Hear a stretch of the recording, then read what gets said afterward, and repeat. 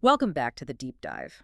We're jumping straight into a topic that, well, it resonates with so many of you learning English. Yeah, that feeling. That feeling of hitting a wall because you just don't have someone to practice speaking with. Right. It's a concern we hear constantly, isn't it? Yeah. Learners feel stuck. They genuinely believe they need someone else, for conversations to really improve their fluency. Absolutely. And it feels counterintuitive, doesn't it? I mean, speaking requires someone to speak to. Seems obvious. Mm-hmm. But here's where our exploration of the source material takes a really surprising turn. This deep dive, it's based on a whole stack of articles, some research notes, practitioner guides. And they all kind of converge on this point. They challenge that common belief head on. They reveal a pretty powerful truth, actually. You absolutely can practice speaking effectively. You can make dramatic progress, even when you are completely alone. And the material, it shows that many incredibly successful English learners, people who reached really high levels of fluency, they've done exactly this. Yeah, without relying on regular speaking partners day in, day out. So how? Is it some kind of magic? Well, not magic, no.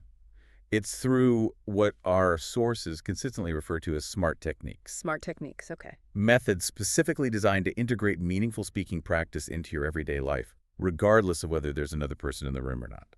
So if you've been kind of waiting for that elusive conversation partner, if you've felt your progress maybe slow down because of it, This is for you. consider this your wake-up call and, more importantly, your action plan. Our mission in this deep dive is to give you a complete, actionable strategy for solo English speaking practice, pulled directly from all the insights we've gathered from these sources. We're going to unpack exactly how to practice speaking when you're by yourself. We'll break down some really proven techniques to build fluency. We'll also look at strategies for self-correction, right? And even refining your pronunciation without needing someone else to point things out. And crucially, how to make this solo practice not just effective, which it is, but actually enjoyable. Something you look forward to, maybe. Yeah, that's key. So by the time we finish this deep dive, you won't feel limited anymore by the lack of a partner. Hopefully not. You'll have concrete, practical methods, things you can literally start using today, tomorrow, anytime, anywhere, to consistently build your English-speaking confidence and, well, your fluency. It's really about putting the power of practice back in your hands, on your own schedule, on your own terms. All right, sounds good. Ready to dive into these specific smart techniques that our sources highlight? Absolutely. Let's get started. Where should we begin? Well, let's start with the one that might feel the most accessible. Maybe, like you said, a little quirky at first glance anyway. I know the one you mean, the talk to yourself method. Exactly. The material we looked at often calls this arguably the easiest and most effective starting point for solo practice. And it sounds simple, doesn't it? Talk to yourself. Maybe a bit strange even. Yeah, you might feel a bit self-conscious initially. But the core benefit, the thing highlighted repeatedly in the source material, is profound. It trains your brain to think directly in English. And that is a fundamental shift for so many learners, isn't it? It really is. The common pattern, often subconscious, is think in your native language first. Right. Then mentally translate that thought into English, and then try to speak it. Which takes time and effort. Exactly. It adds these extra mental steps, it slows you down, and it often leads to, well, hesitation and phrasing that just sounds a bit unnatural, a bit translated. So talking to yourself in English, Yeah. it helps build a more direct pathway. Precisely. From the initial thought straight to the spoken English word. It's sort of cuts out the middleman in your head. It forces you to start activating those English parts of your brain more instantaneously. The sources give some really clear, everyday examples of how simple this can be to put into practice. They suggest starting really small. Just narrate your current actions, like out loud, but maybe quietly if you prefer. Okay, so imagine you're just going through your morning routine. What would that sound like? Well, as you get out of bed, you might just say, okay, I'm getting out of bed now. Simple, present, continuous. Exactly. Then walking to the bathroom. Now I'm walking to the bathroom. Okay. Standing at the sink. I'm brushing my teeth. Need some toothpaste. Or even voicing simple thoughts, maybe questions you ask yourself anyway. Yeah, like, what should I wear today? Is it cold outside? Or what do I want for breakfast? It feels almost, I don't know, ridiculously simple when you break it down like that. But think about what you're actually doing there. Right, you're using basic present continuous verbs, common everyday objects, bed, teeth, toothpaste, simple actions, easy questions. Absolute building blocks of daily communication. And crucially, you're doing it in a completely unpressured environment. There's no one listening, no one judging. You're just narrating your own reality as it happens. And the sources suggest expanding this beyond just current actions. You can also talk about your plans. Ah, okay. So as you mentally prepare for your day, maybe driving to work or having coffee, Exactly. You can voice those plans out loud in English. like, okay, today I have that meeting at work at 10 a.m. Right. After the meeting, I need to prepare that report. This evening, I think I'll go grocery shopping, and then maybe I'll just relax and watch a movie. See how that naturally brings in future intentions? Using structures like I have, I need to, I think I want to. Plus, vocabulary specific to your life, your activities, meetings, reports, grocery shopping. Exactly. The key, as the material really stresses, is to try to speak naturally, as if you were simply voicing your own internal monologue or describing your actions as they unfold. Don't try to sound like you're giving a formal speech. So what's the core why behind its effectiveness? The sources mention something specific. They say it forces your brain to form English sentences quickly and without stress. Quickly and without stress. That's the combo. Right. Because there's no one else there. That feeling of being judged or needing to keep up just evaporates.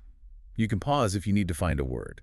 But the very act of trying to vocalize your thoughts in English, even simple ones, It pushes your brain, doesn't it? it pushes your brain to retrieve words and structure sentences faster than if you were just thinking silently in English, or definitely faster than translating. Okay, that makes sense. So the analysis here, what does it reveal about the long-term impact? It suggests that this consistent, low-pressure verbal output builds automaticity. That ability to produce language without consciously thinking about every single rule or word. It reduces that really common frustrating experience where you feel like you know the individual words in your head. Yeah, but they just won't come out smoothly in a sentence. Right. So by doing this, even for just a few minutes scattered throughout the day, maybe while you're cooking dinner, tidying up your desk, going for a walk. You're creating countless little micro opportunities. Exactly. Micro opportunities for your brain to practice retrieving and using English without that usual performance pressure. It's like creating your own personal English immersion bubble just by narrating your life out loud. And it has a side benefit too. It helps you identify vocabulary gaps for everyday things. You know, you try to describe something you're doing and realize, what's the word for that kitchen gadget again? Or how do I phrase that simple thought about my plans? So it makes your learning needs very concrete and personal. Yeah, it shifts English from being just an academic subject you study To a functional tool. a functional tool for engaging with your own reality right now. It moves English into the realm of spontaneous thought and expression, which really is the heart of fluency. So, okay, yes, it might feel a little awkward or funny at first. Talking to yourself. Lean into the awkwardness. Don't dismiss it. Start narrating your world. Even 5 minutes spread throughout your day consistently can make a significant difference over time. Absolutely. Okay, shall we move on to technique number 2? Let's do it. This one sounds quite powerful according to the sources. It is. This is the voice recording technique. And the material highlights this as powerful precisely because it offers something unique: objective feedback. Feedback that is simply impossible to get while you are actually in the act of speaking. Right. This resonates with almost everyone, I think, not just language learners. You might think you sound one way, or you believe you're pronouncing a word correctly, or that your sentences are flowing smoothly. But until you actually hear a recording of yourself, you often just don't realize the specific little hesitations you make, or the repeated grammar errors, or those tricky pronunciation issues you might have. Listening back gives you that chance, doesn't it, to analyze your own speech almost like an outsider, from a detached perspective. Exactly. The recording essentially freezes that moment of speech so you can study it carefully. And our sources provide a very clear, actionable, step-by-step process for how to do this effectively. Okay, what's step 1? Step 1. Choose a simple, manageable topic. The sources suggest things like, describe your favorite movie, or talk about your last vacation. And why simple? Why not tackle something complex? Because the goal here isn't to struggle with complex ideas or advanced vocabulary. You want to focus your analytical energy on how you're speaking, the pronunciation, the grammar, the flow. Simple topics keep the cognitive load manageable so you can concentrate on the mechanics of your speech. Pick something you could easily talk about in your native language. Got it. Makes sense. Step 2. Step 2, set a timer. The material generally recommends starting with maybe 1 to 2 minutes. Just 1 or 2 minutes. Yeah, especially at the beginning.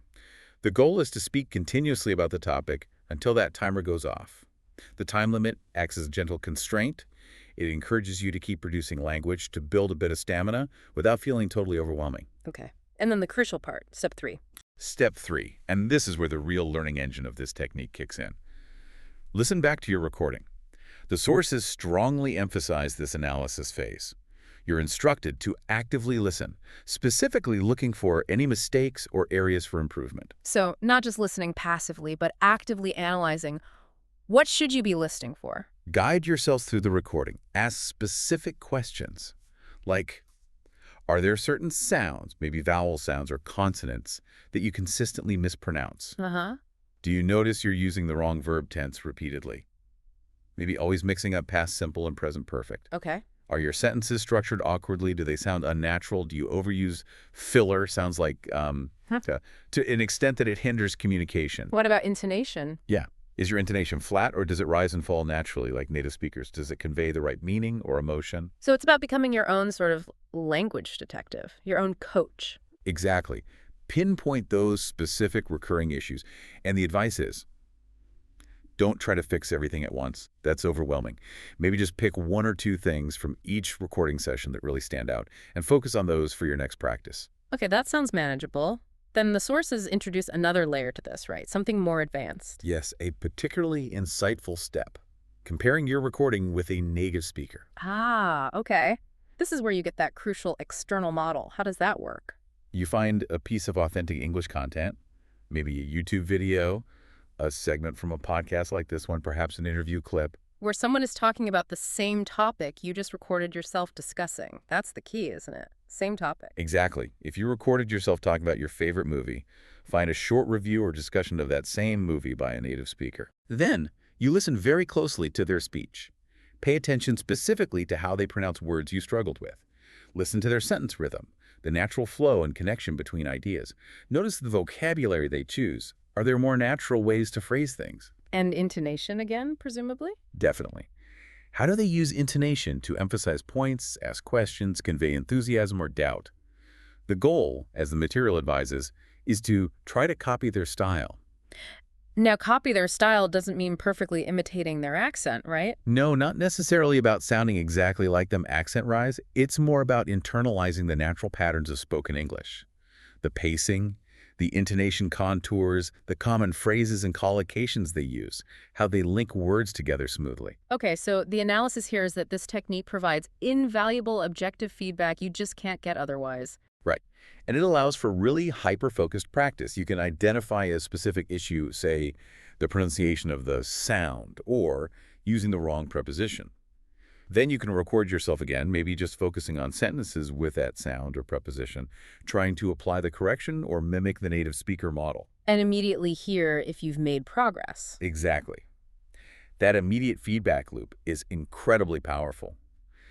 And it's so accessible now, right? Most phones have a voice memo app built in, or there are tons of free recording tools online. So no excuses about equipment. Pretty much. What's really fascinating here, I think, is the self-awareness it cultivates.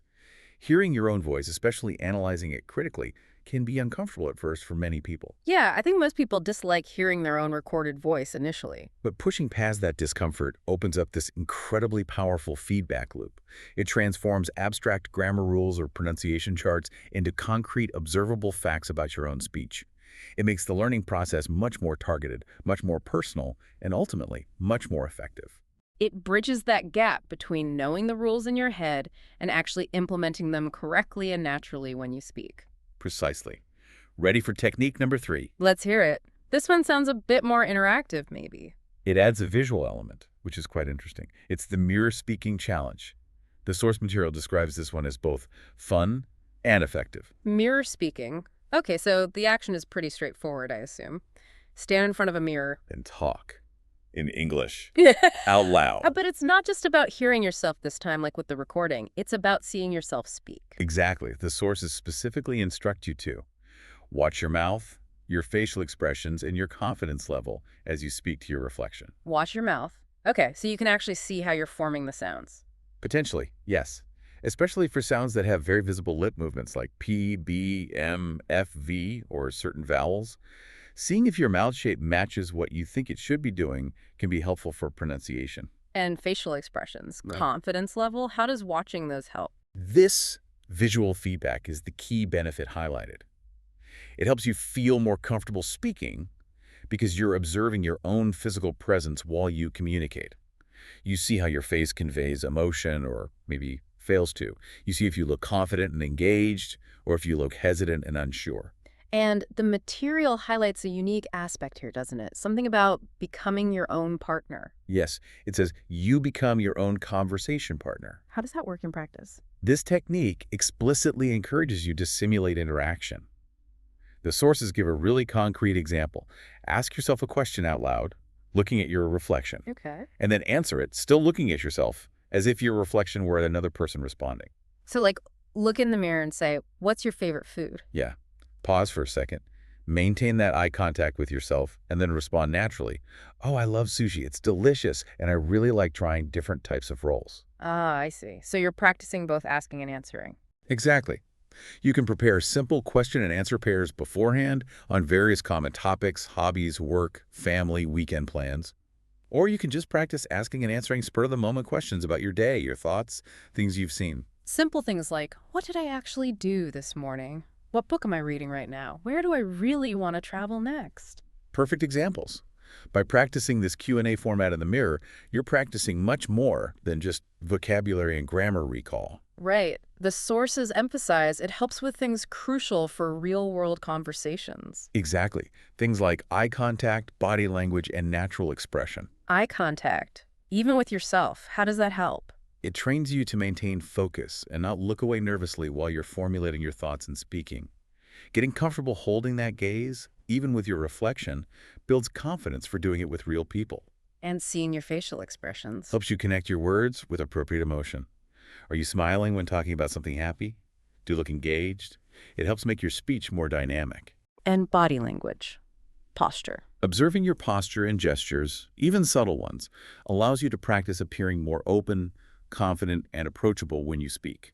Okay, so the analysis here really points to the psychological impact, doesn't it? It does. Seeing yourself speak, even with minor errors, but seeing yourself do it, can really build confidence in your visual presence as a communicator. It helps integrate the verbal side, the words, with the nonverbal side, how you look and act while speaking. It helps you start to see yourself as someone who can speak English effectively, which must be a powerful motivator. Immensely powerful. It's a way to practice the whole performance of speaking, which includes not just the sounds coming out of your mouth, but all the visual cues that make up such a significant part of how we communicate and connect with other people. It's almost like a dress rehearsal for real conversations, allowing you to refine both your spoken English and your overall presentation and confidence. Couldn't have put it better myself. Shall we tackle the fourth core technique? Let's do it. This one sounds intense. The 1-minute fluency drill. It is a bit intense, but in a good way. The sources state this method is specifically designed to help you speak faster and think quicker in English. It directly targets speed and automaticity. So, unlike maybe the recording technique, which might focus more on accuracy after the fact, this one is about flow. Exactly. This drill prioritizes flow and speed over pausing to aim for perfect accuracy in the moment. And the sources lay out a very clear, almost Spartan process for it. Okay, break it down. Step 1. Step 1, choose a simple topic. Again, simplicity is absolutely paramount here because you're going to be working under time pressure. The source uses the example, talk about your daily routine. Right. Pick something you know inside and out. Something you could talk about easily in your native language without much thought. Describing your living room, what you ate for breakfast. Perfect. Simple, descriptive topics work well. Step 2, set a timer for exactly 1 minute. Exactly 1 minute, not 2, not 5. 1 minute. That strict time limit is the key constraint. It's short enough that it feels manageable. You know, I can do anything for 60 seconds, but it's long enough to provide a real challenge for continuous, uninterrupted speech. Okay. And step 3. This sounds like the hard part. Step 3, start speaking about your chosen topic. And here's the absolutely critical rule, emphasize strongly in the source material. Do not stop speaking until that 1 minute timer goes off. Do not stop at all. But what if I get stuck? What if my mind goes blank? What if I can't think of the word I need? That happens all the time. The source anticipates this completely normal learner struggle, and it provides very explicit instructions for that exact moment. If you get stuck, if you pause, if you can't find the right words, the rule is don't pause, just say anything to keep going. Say anything. That sounds a bit chaotic. What does that even mean? Why is that the rule? Because the primary goal of this specific drill isn't perfection. It's to break the habit of stopping, freezing, and falling silent when you encounter difficulty during speech. Ah, okay.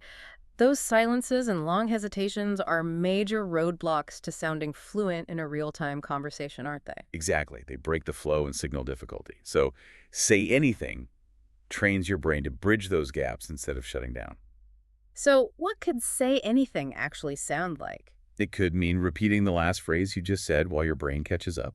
It could mean using common English filler words like well or so or like, or it could even mean literally stating your struggle in English like, I'm trying to think of the word, or, okay, what was I saying? The point is to keep the sound of English flowing, to keep your vocal cords moving for the entire minute without silent gaps. Okay, I think I get it now. It's training your brain to maintain momentum, to keep the conversational engine running, even when the perfect word or structure isn't immediately available. You've got it. The expert speaker in the source material clarifies the purpose perfectly. This exercise trains your brain to think and speak at the same time, which is precisely what needs to happen when you're having a spontaneous conversation and need to respond quickly without long pauses. It forces you to retrieve language under pressure. It builds speed and that automaticity we talked about. Right. While other techniques, like the voice recording and analysis, might focus more on improving accuracy after the fact, this one is purely about building the muscle of continuous, fluid speech production. And the long-term benefit, according to the sources, what happens if you do this consistently? Consistent daily practice of this 1-minute drill, and it only takes a minute, will lead to you speaking more smoothly and naturally in general conversations. You'll likely find those moments of painful silence or deer-in-the-headlights hesitation become shorter and less frequent over time. So the analysis suggests this is like high-intensity interval training, but for your speaking brain. That's a great analogy, yes. It builds your endurance for speaking continuously, and it improves your brain's ability for rapid language retrieval under pressure. It complements the more relaxed talk-to-yourself method by adding that crucial element of time pressure, pushing your fluency limits in a controlled way. Okay, so set that timer for 1 minute, pick a super simple topic, and just keep the English sounds coming out no matter what, even if it feels messy. It's a challenging but sounds like an incredibly effective way to build speed and confidence under pressure. Exactly. It targets a specific aspect of fluency that other methods might not hit as directly. Right. Now, having explored these 4 really specific practical techniques, the source material also broadens the view a bit, doesn't it? It offers some insights into the context, the cultural side of speaking English. It does, and this is really important for understanding why practicing fluency and confidence is so valuable. One key takeaway highlighted across several sources is that in many English-speaking cultures, perhaps especially in North America, the UK, Australia, confidence is key. Confidence is key. What does that mean in practical terms for an English learner? Well, it's a really important cultural nuance. The sources point out that while grammatical correctness is, of course, valued and necessary for precision, native speakers in these cultures often place a significant premium on how smoothly and confidently you speak. Sometimes this perceived confidence and fluency can be valued even more highly than perfect grammar, especially in more informal interactions or first impressions. Really? More than perfect grammar? That's surprising to many learners, I think. This can be. The material specifically mentions countries like the US, the UK, and Australia, saying people there tend to admire good communication skills. And often, that translates to focusing more on fluency and expression than on perfect grammar in everyday chats. Okay, let's be clear, though. This isn't saying grammar is unimportant, right? Absolutely not. Grammar is essential for clear, unambiguous communication, especially in more formal settings or complex discussions. But what this insight implies is that for the purpose of building rapport, making connections, and feeling comfortable in conversations, prioritizing getting your message across confidently and relatively smoothly Using the vocabulary and grammar you do know is often more effective initially than pausing constantly, getting flustered trying to self-correct every tiny error, or searching endlessly for the absolute perfect word or grammatical structure. Sometimes that intense focus on perfection in the moment can actually make you less fluent and, ironically, harder to understand because of all the hesitation. So what this suggests, for you, the listener, is that the solo practice techniques we've just discussed, talking to yourself, mirror work, the fluency drill, which heavily build that smoothness and confidence. They are directly aligned with what is often valued in many English-speaking environments. By practicing specifically to speak more smoothly and confidently, you're building the very skills that native speakers often appreciate and respond positively to. It helps you connect. So this cultural emphasis on fluent, confident communication actually validates the techniques themselves. In a way, yes. These solo methods directly train the aspects of speaking flow, confidence, natural expression that help you connect effectively, even if your grammar isn't yet perfect. Okay, that's a really valuable perspective. And building on that idea of validation, the sources share another insight that I think is incredibly encouraging. It should make anyone feel much more comfortable about the idea of practicing English speaking alone. Yes, this is a great point. If you've ever felt a bit silly or self-conscious talking to yourself in your room or recording your voice or practicing in front of the mirror, guess what? You are absolutely not alone, and it's not weird at all. The compelling insight from the material is that many native English speakers use very similar solo practice techniques themselves to improve their own speaking skills. They do. Like, woo. Why would a native speaker need to practice speaking? Well, the sources give a very clear and relatable example. Many public speakers practice alone before they speak in public. Of course. That makes perfect sense. You don't just walk out onto a TED stage or into a major business presentation without rehearsing, do you? Definitely not if you want it to go well. And how do they rehearse? Yeah. The sources explicitly state they use methods remarkably similar to the ones we've just covered for learners. They talk to themselves in front of a mirror. Checking their delivery, their gestures. They record their voice. Listening for clarity, pacing, filler words. And they rehearse their speech over and over. Wow. So the very techniques we're suggesting for English learners to build foundational fluency, reduce hesitation, and gain confidence.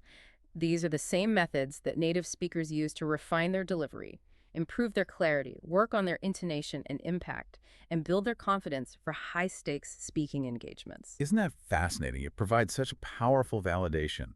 Practicing alone isn't just some second-best alternative you do because you can't find a partner.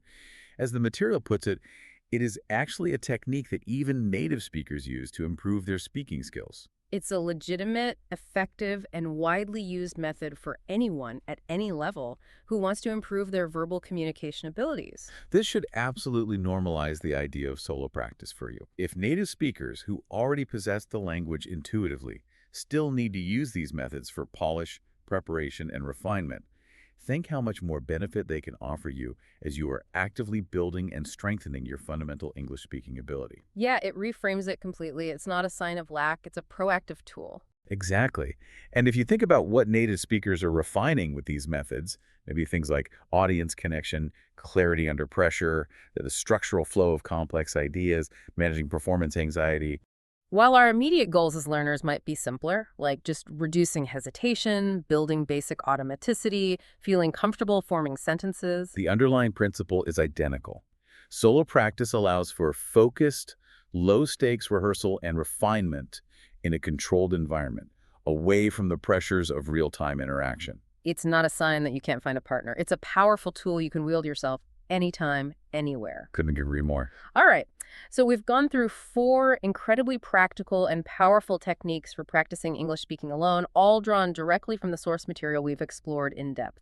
We've looked at the why behind them, the how, and even the cultural context that makes them so relevant. Now, it's time to put this knowledge into action. Yes.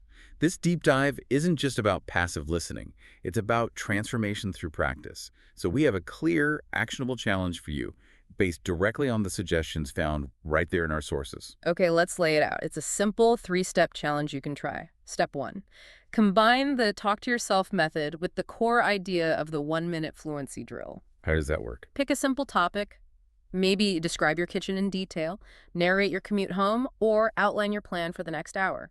Set a timer for just 1 minute and talk to yourself about it out loud. The main goal. Focus on keeping the English flowing uninterrupted for the full 60 seconds. Don't worry about perfection, just keep talking. Got it. 1 minute of continuous self-talk. Yep. Step 2. Step 2. Implement the voice recording technique. You could record your voice while you do that 1-minute talk from step 1, or pick a different simple topic and record yourself speaking for 1 to 2 minutes. Then, the crucial part. Listen back specifically. The goal is to identify just any mistakes or areas for improvement. Don't judge yourself harshly. Just try to notice maybe one specific pronunciation issue that repeats or one grammar point that feels awkward. Just one thing to be aware of. Okay, record and identify one focus area. And step 3. And step 3, try the mirror speaking challenge. Stand in front of a mirror. Pick a really simple question you can ask and then answer yourself something like, what's one good thing that happened today? Or what am I looking forward to this weekend? And as you answer, consciously, watch how you express yourself. Pay attention to your mouth movements, your facial expressions, and practice maintaining eye contact with your own reflection. See how it feels. So, talk for a minute, record and listen for one thing, and try a mirror conversation. Exactly. These are concrete, manageable steps you can take today right after listening to this. You don't need anyone's permission. You don't need to schedule anything with a partner. You have the power and the tools to start practicing right now. And we would genuinely love to hear about your experience trying this out. Absolutely. What should they share with us? Well, the sources actually prompt us to ask you directly. Tell us, what's your favorite way to practice English alone? Have you perhaps already been using some of these techniques? Or maybe after trying this 3-step challenge, which technique resonated most with you? Was there a specific insight from our discussion today that you found particularly helpful or surprising? Please share your thoughts. Post them in the comments section or wherever you engage with this deep dive. Your feedback is incredibly valuable, not just for us, but for the whole deep dive community learning alongside you. Definitely. And looking ahead, the material we explored today drops a little breadcrumb, a tantalizing hint about where our next deep dive might take us. Oh yeah. What's the hint? We've talked a lot today about producing spoken English, about getting the words out, but what about the speed of processing the language internally before you even speak? The speed of thought in English. That's another massive piece of the fluency puzzle, isn't it? Thinking directly and quickly in the language. It really is. So next time we'll be diving deep into specific strategies and techniques on how to actually train your brain to think in English faster. Ooh, that sounds like a perfect follow-up, a natural complement to everything we've discussed today about solo speaking practice. We think so too. Should be a good one, so don't miss it. All right, so for now, take these techniques we've unpacked today. The self-talk, the recording, the mirror work, the fluency drill. Keep talking, keep practicing, and perhaps most importantly, try to keep enjoying your journey with English. You now have a powerful toolkit, proven methods to make significant progress even, and perhaps especially, when you're practicing solo. Goodbye for now, and happy practicing. We'll see you on the next deep dive. And as you go about your day today or tomorrow, maybe consider this final thought, building on everything we've discussed. If native speakers, like those public speakers, use these very solo techniques, not just to be grammatically correct, but to enhance their overall communication, their clarity, their connection with the audience, their presence, what does that really tell us? What does it suggest about the true goal of fluency? Maybe it's less about achieving perfect grammar in isolation. And more about developing the ability to connect with others, to be understood confidently and effectively, even with the occasional imperfection. Something to think about. Or thinking about those speakers honing their delivery alone.